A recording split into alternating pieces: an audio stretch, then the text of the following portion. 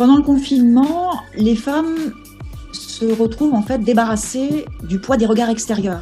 C'est quelque chose d'absolument inédit quand on y pense. Et entre autres, on a pu observer qu'un certain nombre d'entre elles donc abandonnaient leur soutien-gorge. Donc ça dit quelque chose du poids des injonctions extérieures.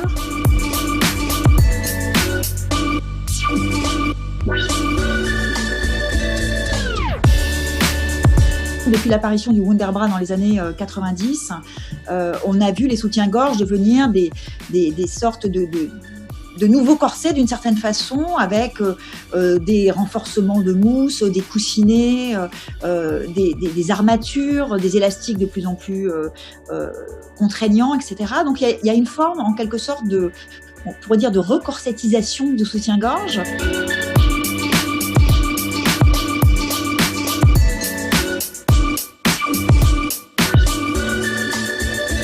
La crainte qu'on entend partout, sans soutien-gorge, les seins tombent. Non, c'était purement le contraire.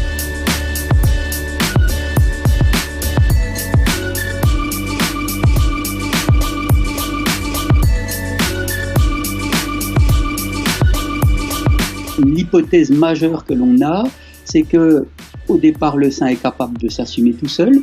Il y a un système suspenseur qui est là, quelle que soit la taille du sein. Mais au bout de quelques années de soutien-gorge, surtout si le soutien-gorge est mis pendant la période de croissance du sein, le système dégénère. Et ensuite, la femme est captive. Si elle veut arrêter de mettre un soutien-gorge, mais elle aura les seins lourds, elle aura mal. L'interprétation étant qu'en gros, une femme qui a toujours mis des soutiens-gorge, il fallait à peu près 1 an pour que le sein se réadapte aux nouvelles conditions, s'adapte à la pesanteur, s'adapte aux pratiques sportives.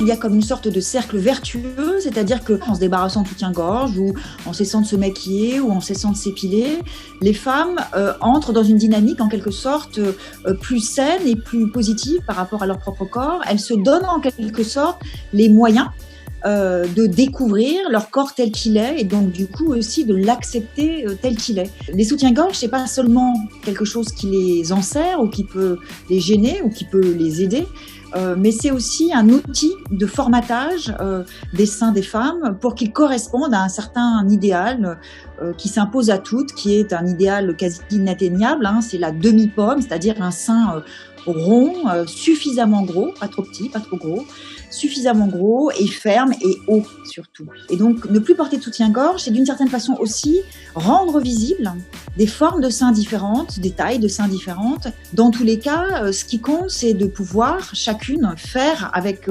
nos seins comme nous le voulons.